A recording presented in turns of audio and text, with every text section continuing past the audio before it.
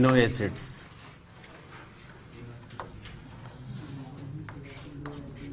ए लिखेंगे हम। जैसा कि नाम से ही क्लियर है, अमीनो एसिड्स मतलब जिनमें अमीनो ग्रुप भी हो और एसिडिक ग्रुप भी हो। ठीक है ना, बात समझ में आ गई। अल्फा अमीनो एसिड क्या होंगे?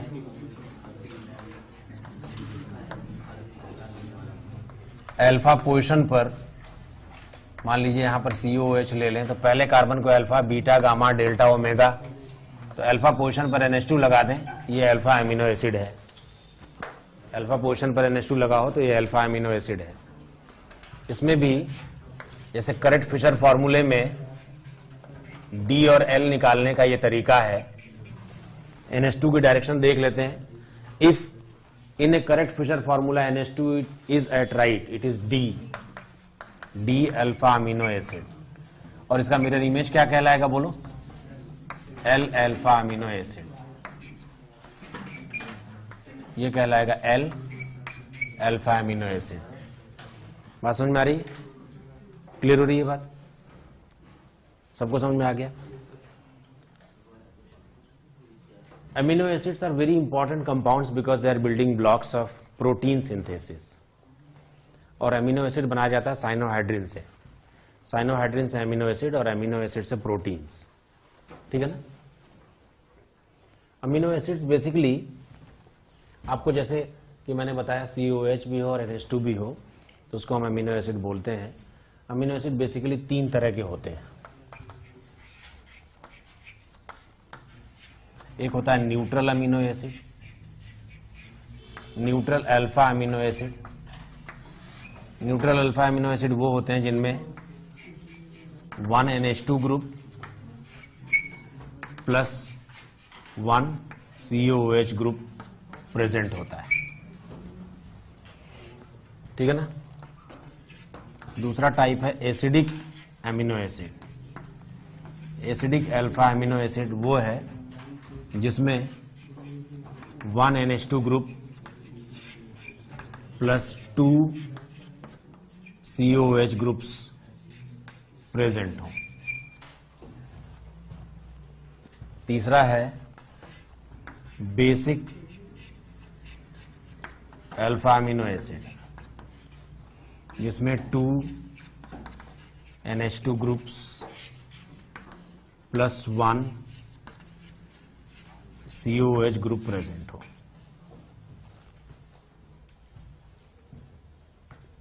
बात समझ में आ रही है? क्लियर हो रही है बात? जरा नोट करो। पढ़ेंगे neutral alpha amino acids. General formula है,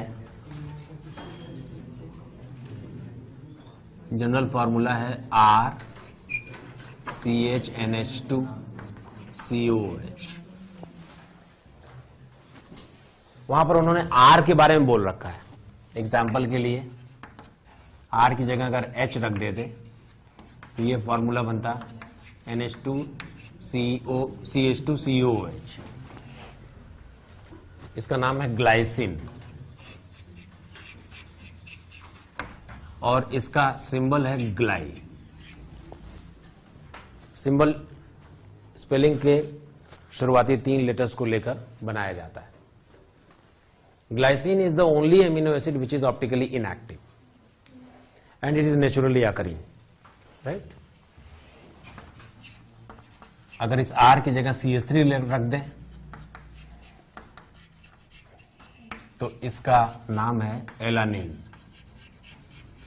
एलानिन और इसका सिंबल है एला। अगर इस R की जगह आइसोप्रोपाइल रख दें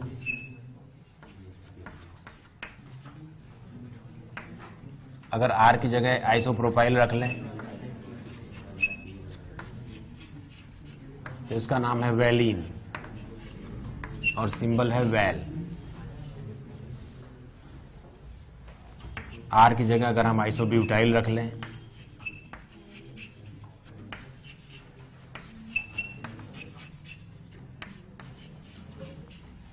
इसका नाम है ल्यूसीन और ल्यू इसका सिंबल है। ठीक है ना, ये न्यूट्रल वाले हो गए। कुछ न्यूट्रल याद रखने, एक और लिख देता हूं मैं आपको। आर की जगह अगर बेंजाइल रख देना, PHCH2 CHNH2COOH, इसका नाम है फिनाइल एलानिन और इसका सिंबल है फी।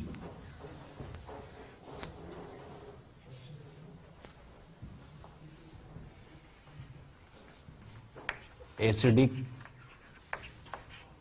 Alpha amino acid, general formula है ये। एक तो ये NH2CHCOOH, ये तो है ही अल्फा एमिनो एसिड वाला जो ग्रुप है वो तो है ही। एक साइड चेन इसमें लग जाती है, होल N COOH। अगर 2 COOH हो तो एसिडिक कहलाता है, 2 NH2 हो तो बेसिक कहलाता है। This is called side chain. ठीक है ना, ये साइड चेन कहलाता है। बात समझ में आ गई? तो अगर n की वैल्यू 1 हो, n की वैल्यू 1 हो तो फॉर्मूला बनता है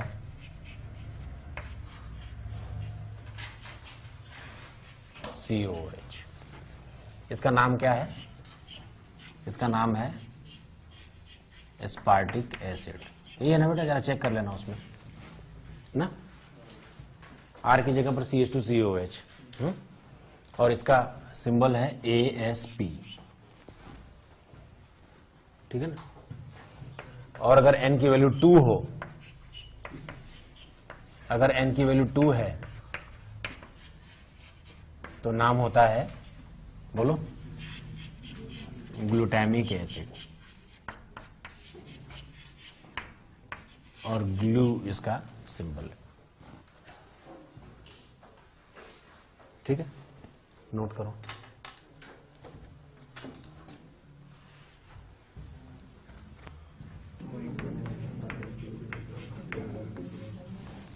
basic alpha amino acids, general formula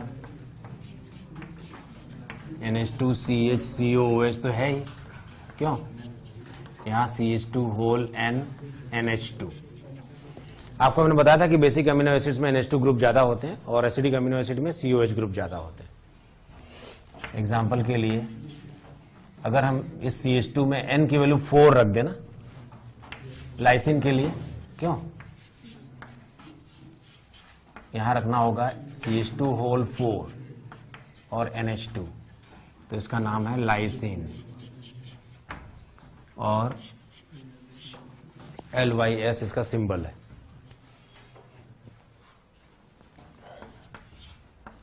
एक और बेसिक बता देता हूं। अगर CH2 की वैल्यू 3 रख दें, मतलब N की वैल्यू सॉरी, लेकिन उसके साथ यहां एक गुआनिडीनिक ग्रुप लगा दें। Guanidine, you understand? ये गुआनिडीनिक ग्रुप है, तो इसका नेम है Arg9 और ARG इसका सिंबल है। And Arg9 is the strongest basic amino acid. Why it is strongest base? Because of guanidinic group present. Because of guanidinic group present over there, right? ये कुछ different types के amino acids हैं जिनको आपको याद रखना है। ठीक है ना, कुछ न्यूट्रल, कुछ एसिडिक, कुछ बेसिक। क्लियर है? वैसे तो वो पूरी टेबल है एनसीईआरटी में, उनको याद रखें तो अच्छा है। अगर कोई अमीनो एसिड ले लें, NH2 CHR और COOH, और इसे स्ट्रॉन्ग एसिडिक मीडियम में रखें pH लेस देन 2 पर, तो क्या ये एनायनिक फॉर्म में रहेगा? क्यों? स्ट्रॉन्ग बेसिक मीडियम में रख लो, स्ट्रॉन्ग बेसिक मीडियम में pH ग्रेटर देन 9, तो क्या ये एनायनिक फॉर्म में रहेगा? ठीक है ना। और अगर स्ट्रॉन्ग एसिडिक मीडियम में रख दें pH लेस देन 2 पर, तो क्या ये कैटायनिक फॉर्म में रहेगा? क्यों? और अगर इस रिएक्शन मिक्सचर में इलेक्ट्रोड्स लगा देता मैं प्लस और माइनस, तो बेसिक मीडियम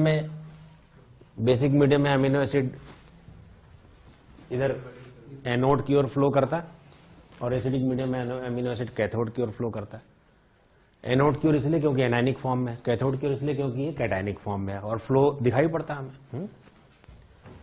लेकिन ऐसा पीएच अगर हम एडजस्ट कर दें जो 6 से 7 के बीच में होता है, उसको हम पीआई भी बोलते हैं, ताकि वो ना तो इधर जाए ना इधर जाए। ऐसा तभी संभव है जब एक ही अमीनो एसिड के ऊपर कैटायनिक फॉर्म भी हो और एनायनिक फॉर्म भी हो, ठीक है ना। इस फॉर्म को बोलते हैं ज़्यूटर आयनिक फॉर्म या ज़्यूटर आयन। ज़्यूटर एक जर्मन भाषा का शब्द है, प्रोबेबली इट इज जर्मन, जिसका मतलब होता है टू, डाई, ठीक है ना। 2 आयन्स हैं, डाई आयन्स हैं। बात समझ में आ गई। ऐसी स्थिति में ना ही ये कैथोड की ओर फ्लो करेगा ना ही ये एनोड की ओर फ्लो करेगा, और जिस पीएच पर ज़्यूटर आयनिक फॉर्म बनता है उस पीएच को बोलते हैं isoelectric point. So isoelectric point is the pH at which maximum concentration of amino acid remains in the form of zwitter ion. Zwitter ion होने से क्या फायदा होगा बोलो? ज़्यूटर आयन होने से यह फायदा होगा कि अमीनो एसिड सॉलिडिफाई हो जाएगा। क्यों? क्योंकि उनके बीच में इंटरमोलिकुलर फोर्स ऑफ अट्रैक्शन बहुत ज्यादा बढ़ जाएगा। मान लो बहुत सारी इंप्योरिटीज के बीच में एक अमीनो एसिड है जिसका पीआई वैल्यू जो है वो 6 है, मान लेते हैं इमेजिनरी। तो जैसे हम उस सॉल्यूशन का पीएच वैल्यू 6 करेंगे तो वो पर्टिकुलर अमीनो एसिड नीचे बैठ जाएगा। तो पीआई वैल्यू की सहायता से या ज़्यूटर आयन बनाकर हम किसी अमीनो एसिड को इंप्योरिटी मिक्सचर में से बाहर भी निकाल सकते हैं। So it is used for the separation and purification of amino acids and also due to high intermolecular force of attraction in the form of zwitter ion amino acids are in solid state, mostly high melting solid। बात समझ में आ रही है? तो 2-3 बातें लिखेंगे। एक तो हम लिखेंगे isoelectric point, isoelectric point pI लिखो जरा। Isoelectric point pI of an amino acid, isoelectric point pi of an amino acid is equal to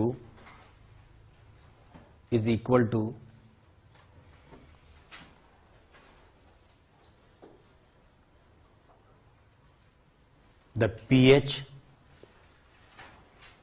at which maximum concentration of amino acid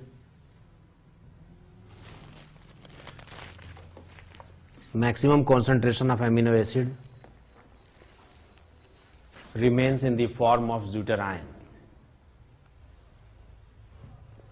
I repeat, isoelectric point pi is equal to the pH at which maximum concentration of amino acid remains in the form of zwitter ion.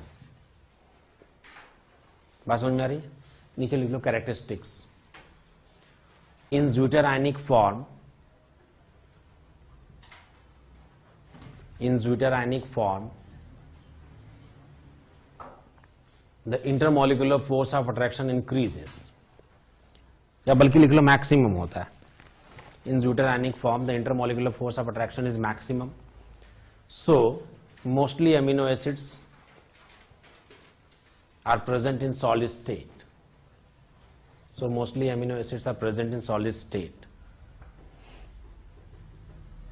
that's why they can be separated from the impurity mixture,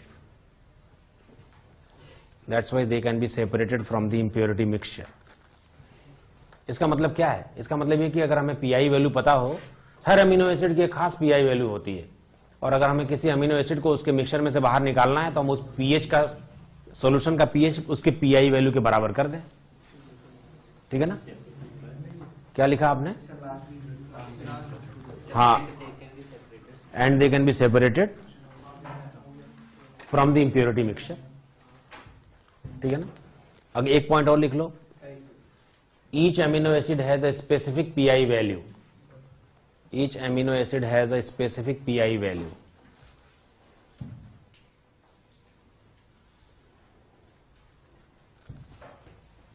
ठीक है, note करो इसको।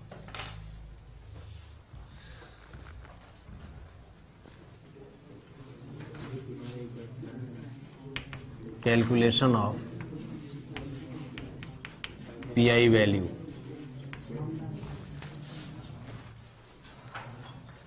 देखो neutral alpha amino acid के लिए general formula ऐसे है ना,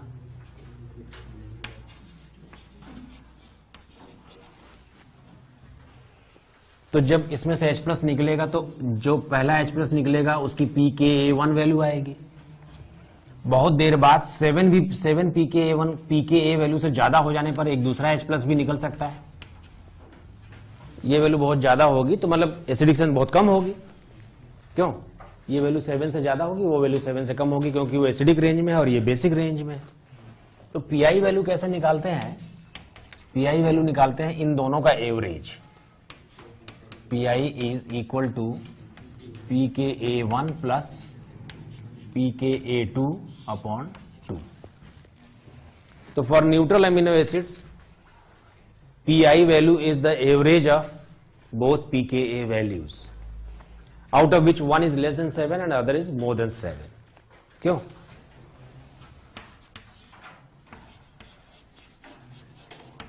एसिडिक अल्फा एमिनो एसिड्स में क्या होता है? एसिडिक अल्फा एमिनो एसिड्स में ये तो परमानेंट फीचर है, एक साइड चेन भी होगा। क्यों? एसिडिक या बेसिक में साइड चेन होता है। तो ये pKa1 और pKa2 तो है ही सही। क्यों? ये 7 से कम है और ये 7 से ज्यादा है। ये जो साइड चेन वाला है ना, ये जो साइड चेन वाला है ना, इसको हम बोलते हैं pKa3। जब कभी वैल्यूज दी होंगी ना तो साइड चेन लिखा होगा भाई, 3 वैल्यू, वो pKa1 pKa2 pK ऐसे नहीं लिखेंगे, वो 3 pK वैल्यूज लिख देंगे, उसमें से एक को बोल देंगे भाई यही साइड चेन वाला है। तो साइड चेन वाला अगर 7 से कम हुआ तो एसिडिक अल्फा एमिनो एसिड, और साइड चेन वाला अगर 7 से ज्यादा हुआ तो बेसिक। बात समझ में आ रही है? ऐसे में पीआई वैल्यू कैसे निकालते हैं? जो 2 7 से कम हुए उनका एवरेज एसिडिक के लिए, और जो 2 7 से ज्यादा होंगे उनका एवरेज बेसिक के लिए। समझ नहीं पा रहे हो? एसिडिक के लिए बोलो पीआई वैल्यू क्या होगी? pKa1 plus pKa3 upon 2। और बेसिक के लिए बोलो, बेसिक अल्फा एमिनो एसिड्स के लिए बोलो, जनरल फॉर्मूला ऐसे है, CH2 होल n है यहां पर, ये जनरल फॉर्मूला लिया है मैंने, सॉरी, यहां हो जाएगा NH2 और यहां हो जाएगा COH। 3 वैल्यूज हैं। क्यों? pKa1 pKa2 और pKa3, और ये जो वैल्यू है वो साइड चेन वाली वैल्यू है। बोलो पीआई वैल्यू क्या होगी? दोनों जो 7 से ज्यादा वाली हैं उनका average, pKa2 plus pKa3 whole upon 2। ध्यान रखना, अगर साइड चेन वाला pKa 7 से कम है तो इसका मतलब अमीनो एसिड कैसा है? एसिडिक है। और अगर साइड चेन वाला pKa वैल्यू 7 से ज्यादा है तो इसका मतलब अमीनो एसिड कैसा है? बेसिक है। अगर एसिडिक है तो दोनों एसिडिक वैल्यूज का एवरेज जो होगा वो पीआई होगा, और अगर बेसिक है तो दोनों बेसिक वैल्यूज का एवरेज जो होगा वो पीआई होगा। और अगर न्यूट्रल है तो न्यूट्रल में 2 ही वैल्यू होंगी और उनका एवरेज ले लेंगे। बात समझ में आ गई आपको? पीआई वैल्यू का कैलकुलेशन समझ में आ गया? हर अमीनो एसिड का एक स्पेसिफिक पीआई वैल्यू होता है, ठीक है ना, और उस पीआई वैल्यू पर वो अमीनो एसिड ज्यूटेरायनिक फॉर्म में प्रेजेंट रहता है, और ज्यूटेरायनिक फॉर्म में वो सॉलिडिफाई हो जाता है, इसीलिए वो मिक्सचर में से प्रेसिपिटेट हो जाता है। So in a sense pI value is useful for separation and purification of an amino acid from the impurities. Understood? Note करो इसको।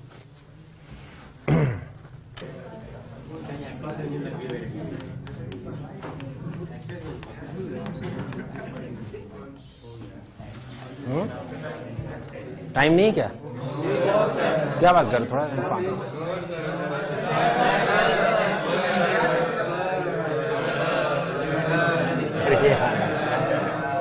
इतने बड़े बच्चे भी रोते हैं